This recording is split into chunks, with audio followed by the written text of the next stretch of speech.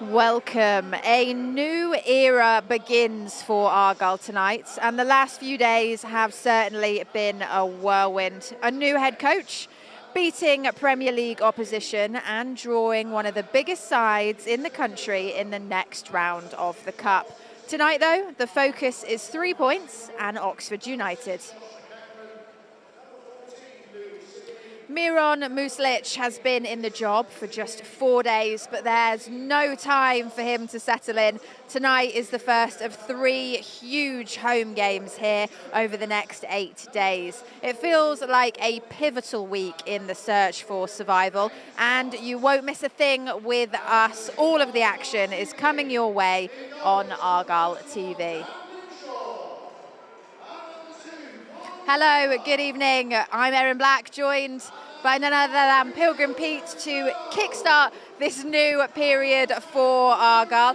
A lot has gone on over the last couple of days. Hopefully you haven't missed it, but if you have, we'll be here to catch you up on everything that's going on. I think it's fair to say that it is never boring here at Plymouth Argyle, but even by the club standards, the last couple of days have been particularly crazy. Some things never change though, of course, and that is the fact that here on Argyle TV, you will get all of the action live alongside with us, and of course we'll be here previewing tonight's massive Sky Bet Championship game with Oxford, and that is our focus over the next couple of hours. Your match passes, for both audio and video for the game, are available to purchase over on our website right now, so just head over to pafc.co.uk for all of those details. And joining me over the next couple of hours during the game is none other than former Argyle Academy coach Aaron Cusack. Hello. Hello, Erin. How are you? I'm good. Good. I'm trying to formulate a list in my head of all the main talking points that we need to get through, because there certainly are a few. Yeah, there's lots to start off. A lovely evening of football. Hopefully 3 points on the board in a couple of hours' time. At the start of a new era, a really positive one by the looks of things. Yeah, well, let's rattle through kind of the overview then. So, new head coach in Miron Muslić. How did you feel when you saw that announcement? Really impressed, perhaps a little bit out of left field a little bit in terms of perhaps people didn't know who he was and what he was capable of doing, but no doubt that the video that went out yesterday of his opening speech to the squad was really impressive. Highly intellectual, very articulate, seems to have a clear vision on what he wants to do, and had really good returns at his previous club as well, so no doubt he'll bring high quality. Yeah, well, I mean, I'm sure it did rouse the players. If it didn't, it certainly did rouse all of the fans. I mean, the buzz on social media, I think everybody in Plymouth was ready to run through a brick wall for Muslić. Not just Plymouth, other fans as well. I think I saw a Middlesbrough fan saying, or a Sunderland fan saying he was willing to get tattooed, PAFC on his forehead, and in what font, so it just goes to show the impact the use of language, the power of language can have. But not only that, naturally, they're going to make sure that that is fulfilled. It's not just a case of saying things, you've got to actually apply it. And by the sounds of things, it's a really impressive start. Players are really vibrant. No doubt they're ready to get going this evening. Yeah, and we also had that win at Brentford. Not only a win against Premier League opposition, but a win away from home. Yeah, I think that was more impressive than the win against the Premier League opponent, wasn't it? But just the epitome of the last couple of weeks, really, in terms of, big changes that have happened. Nance and Joe have had to take the reins, and they've implemented a game plan that was appropriate and needed to very difficult fixtures on the road, and have looked really resilient. They've kind of found this new resurgence and resilience, and hopefully that can continue into this evening. Yeah, and we take on Liverpool at the beginning of February in the next round. It's not bad, is it? It's not bad, is it? So if you've got the, arguably the best club side in the world in terms of form at the minute coming to our neck of the woods, that's going to increase the positivity, and players are going to want to play in that fixture as well. There's loads of massive games coming up, firstly tonight, but one on Saturday as well, and they're going to want to showcase to the new manager what they can do to get in that starting 11. Just enough time, I think, to make another giant pasty akin to the one that we gave Jurgen Klopp a while ago. Slot can have one, and I'm sure Muslić should probably be treated to an extra large pasty here at Home Park as well. Speaking of which, let's hear from our new boss then, shall we? Miron Muslić. He has joined Argyle on a 3.5-year deal to become our new head coach. He is the first foreign coach the club has ever had. I take it we're not including Scotland, and arrives with good pedigree from his time in Belgium. He spoke with Charlie Price about his whirlwind last couple of days. It must have been quite a crazy couple of days, the last few days. What has it been like for you? Thank you very much. I feel super, super comfortable. I think I'm in a place I want to be, and it felt from the very first moment just, okay, that's a fit. And the last 72 hours have been busy for me. Arriving in London, meeting Andrew and Simon, experienced that game then on Saturday, seeing this performance, facing the first time the team, because when you do your analyze, you can analyze a lot, you can see how they're playing, you can see the patterns, you can analyze some data, but when you see them actually live, you can feel them. And I felt the team, and especially then the fans. There I first time realized how big this is and what it means also for the fans, what it means to play for Argyle, and what it means also for the Green Army. And I think very, very emotional for me, the game. Very emotional for me also after the game when I saw Nance dancing outside with the fans. That was for me just the feeling, this is exactly what I want to do and this is exactly where I want to be. Yeah, we saw those celebrations obviously that you mentioned. There was a lot of photos of you afterwards on your train journey down to Plymouth with Argyle supporters as well. So that connection that you have spoken about, the club and the supporters, you and the supporters, the staff and the supporters, the players, how crucial is that for you in the role that you are in? I think this is one of the most important things. I think the responsible people of Argyle tried to protect me, sending me back to Plymouth by train. And then I saw 1,500 members of the Green Army. So the next 4 hours have been extremely excited for me. Also there was for me the first meet and greet, the first close contact. And there I realized also it means a lot to them. It means almost everything. And I took my time for the pictures. I took my time for a little chit chat. I was offered wine, beer, vodka, donut. I took only the donut just to protect myself over here. I tried only a donut, but it was the first connection. And also there, I just also felt, okay, I like them. Hopefully they're gonna like me. So I realized it's big for them. And from that moment, it was also clear, this is my club. This is my new home. These are my new colors. This is my new badge, and I'm ready to give it all. The full chat with our new head coach is available online right now, and it will also be played in full with us on Argyle Breakfast on Saturday, so do tune in for that if you can. You said, Aaron, you think this is a positive appointment. What are you hoping, and what do you think he's going to bring to the club? I mean, we got a little bit of a taste of it in that kind of introduction he made to the players that was shared online. He's going to bring, it's evident that looks like he's going to bring a clear vision, and what we call a proper identity, Aaron, like not only an in-possession identity, but an out-possession identity as well. I thought his speech was really inspiring because he made reference to the fact that as human beings, they will be fully protected. He will never criticise them as human beings, but he will place a high demand on them as footballers, which is okay, because that means he can get the best from them by working them hard so that he can adopt and apply the principles that he wants. You know, being aggressive, being intense and being brave were his key 3 terms, and the players will buy into that because they'll want to get better as well. Yeah, I mean, he talked about in his last team kind of his requirement of that real physical demand on the players. He's not going to be giving them an easy ride. They really need to kind of strap in by the sounds of it. Absolutely. I think they had the Circle of Bruges had the highest physical output of any team in their division, so it just goes to show what his expectations are. And I think he'll be savvy as well. I mean, he can't come in straight away and start that intense period because the players might not be physically conditioned, even though they're fit football players, they might not be as conditioned to suit that style just yet. So he needs to be aware and allow that to be blended in as they get fitter. And he's bringing experience as well, having coached in European competitions, which is something we've not really seen before. No, so he's going to bring a slightly different slant, a different angle, cultural differences. So he'll bring an intellect from a different country.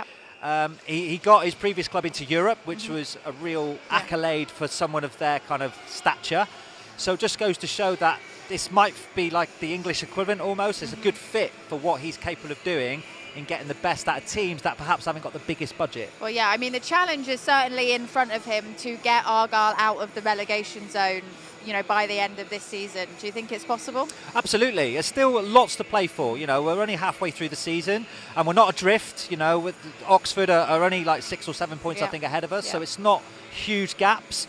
And if we can get 3 points tonight and maybe move into something and get something positive on Saturday against QPR, all of a sudden you've closed that gap. So lots to play for.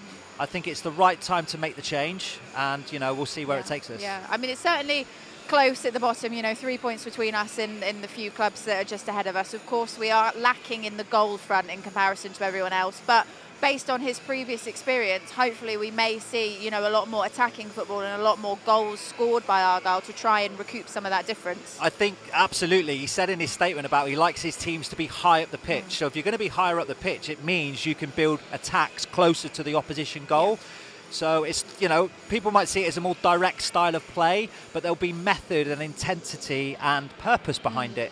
And if there's purpose behind the intention of kicking it forward more, you're getting closer to the opposition goal. Hopefully we can convert some. Yeah, well, we'll get our first preview of that very shortly. Let's have a look then at the first squad that Miron Muslić has picked for the game this evening. Your starting 11 is as follows. We see Daniel Grimshaw back in goal tonight, Barley Mumba, Julio Plegazuelo, Morgan Whittaker, Timoteus Puach, Darko JB, Adam Randall, wears the captain's armband, Brendan Galloway, Rami Al-Haj, Michael Baidu and Victor Paulson. And on the bench for us, Zach Baker, Nathaniel Ogbeta, Jordan Houghton, Ibrahim Sissoko, Callum Wright, Michael Obafemi, Mustafa Bundu, Matthew Soranola and Caleb Roberts. I think that's about 4 changes, isn't it, from Brentford, Aaron? Yeah, 4 changes. You know, Grimshaw back in, 2 home debuts in Puach and Baidu. So it's impressive to see that, you know, they've been given the opportunity to showcase what they can do. Looks like they'll probably stick with the back 3, maybe go like a 3-4-3. I think Mumba will probably switch to the right side and Puach will come in on his favoured left side. And I think Morgan Whittaker and Al-Haj will probably support Baidu, who will probably play that kind of number 9 role in replacement of Ryan Hardy, who's not fit at the minute. Of course, you know, striking options where we're not seeing Hardy listed there at all because of injury. So, yeah, Baidu having to kind of step into that number 9. Yeah, and he did it Saturday. He did it quite well as well. He led the line well and just showcases his versatility. I think he's more of a number 10, so he's a bit deeper, but he played that line well. He's got lots of pace, he's got lots of football intelligence, and he's technically very good. So I think with him, El-Haj and Morgan Whittaker is a really good front 3 this evening with lots of opportunity to score goals. And we're seeing Dan Grimshaw and Zach Baker on the bench, so no Connor Hazard, not 100% if he might have another little injury niggle or something like that. But with Caleb Roberts as well on the bench, you know, we are seeing more of that academy, you know, resurgence that we were used to under Rooney's tenure. Like, it seems that Muslić is still kind of, you know, making sure those guys have got a chance. Yeah, very much so. I mean, Caleb did ever so well. You know, they all did. They're all outstanding at the weekend. So Caleb was part of that 11 that got a fabulous victory. So, you know, it's just an element of rotation, I think. Probably gone with a slightly change of shape, because I think they're going to want to come here this evening and be on the front foot. Whereas with Brentford, naturally, you concede possession a lot more because they're a better opposition. But tonight, this is here for the taking, so they're going to want to put a positive display in front of a packed Home Park Stadium. Yeah, well, I mean, we've certainly seen more solidarity from Argyle in the last couple of days. I know you were saying, you know, doing the analysis show, there's a lot more positives to analyse in terms of how, you know, their playing has improved. Of course, you know, we want to analyse positive moments, you know, and it was great to see. Not only that, Aaron, it was the manner of the win as well. It wasn't a smash and grab win against Brentford. No. It wasn't as if we scuffed one in the last minute to nick it. Thomas Frank, Brentford manager, said Plymouth thoroughly deserved the victory, and we did. Yeah. And we highlighted that yesterday in the analysis show. So, real positive outcome.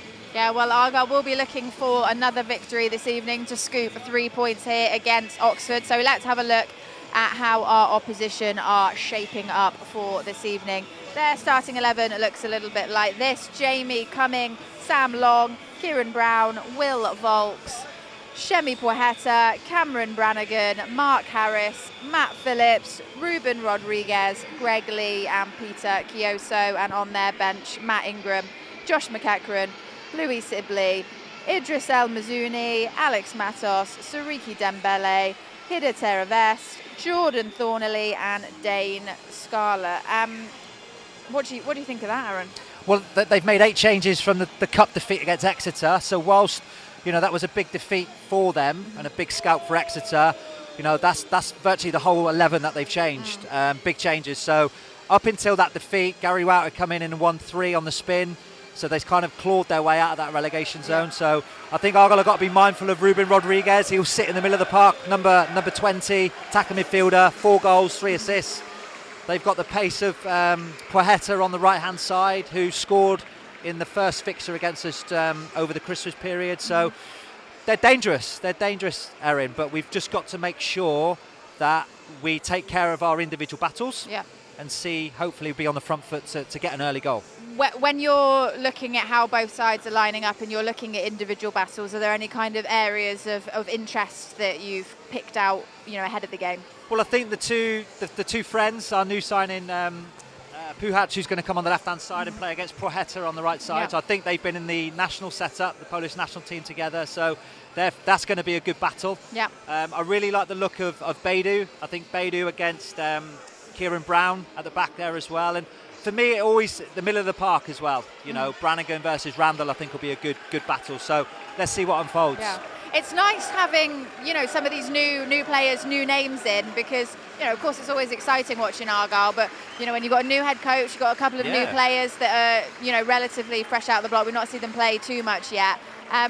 There's a lot of atmosphere here that people are looking forward to. There's an air of excitement in there, and that anticipation that you want them to do well, because they're a little bit unknown at the minute and they come in with good pedigree. You kind of want them to do well and you're excited to see what they can offer. Yeah. And not only that, you've got players returning from injury, you know, over the next few weeks. We've got, you know, the likes of Bundu and Sissoko and all that. So all of a sudden we might have a real strong attacking unit available to us at full strength soon. Yeah, I mean, it's interesting because, you know, taking on Oxford, it's been a relatively quick turnaround between, you know, both the home and away fixtures. That one back in December, but they may well be taking on a kind of new, invigorated Argyle in just a few weeks. I think they will. I think they'll be a different team tonight than they were when they played them up there a few weeks ago. Very much so. Because they were much more comfortable. Oh, they were, and they would have been really disappointed with their application. This will be a different team tonight. They'll come out on the front foot. There'll be, like you said, a renewed energy, lots of positivity.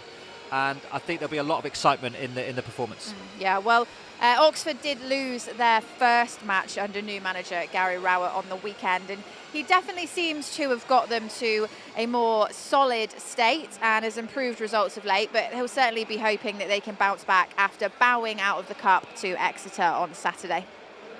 Back down that coast again to go and play Plymouth in the rearranged game in the Tuesday night. I think on paper our supporters will probably see it as quite a big game when you're playing against a team that's below you in the table, but we're going against a side that's got an incredible home record this season as well for the position they're in, so it'll be another challenge for us. Yeah, big challenge again to go down there. I think they, at one stage they had, I think it was the best home record in all of the divisions for about a 2.5 year period. I think that's sort of dropped away a tiny bit, but you'd expect them to have a bounce just by a change of personnel in terms of who'll be leading the team, you know, and they're a good side. They're a good side at home. You know, they haven't found that balance away from home, but you could also argue that about us early season. So, you know, you have to earn everything in every game in this division. You know, there's no game that you'd ever turn up and say, we should win this game. You can never think like that. You know, and it'll be another big test, like you say. That's probably why we might have to make some changes just to make sure that Tuesday, because we've got a few injuries, so make sure Tuesday we've got a fully fit squad, a fully fit group. So that might change my thinking a little bit around Saturday's FA Cup game. But nevertheless, you know, we want to try and be competitive in both games. First defeat for him since he's come in, and of course not ideal when you're losing to a side in a lower league, but it's a perfect opportunity for Argyle to capitalise on it. Absolutely. I mean, he would have been aware of the team that he selected. It was clearly a second string because he made so many changes, so maybe he had this fixture in hand as a more important fixture, so he's got players returning to a fresher. But with our victory at the weekend and the fact that it's a new manager at home, you know, under the lights, everything's in Argyle's favour, I think. Yeah, I mean, it's interesting you talk about, you know, head coaches and managers prioritising particular fixtures, because of course these are the games that Argyle need to win. Like, yes, it's fantastic that we beat Brentford and it's great to be in the cup, but I know Muslić said earlier he's not looking at that Liverpool game, which is obviously absolutely, you know, it's fantastic, it's really exciting, but these are the games, you know, where the hard work is required. Absolutely. You could argue that the next 8 days are the most pivotal in the season. You know, 2 winnable home fixtures in QPR and Oxford, and then Burnley next week, which will be difficult, but, you know, they're capable. But he'll just take it one game at a time. You know, they'll take it half at a time. They'll be thinking about a game plan, first half, what can we try and achieve in the first half, and then the second half will be based on, you know, the outcome of the first half.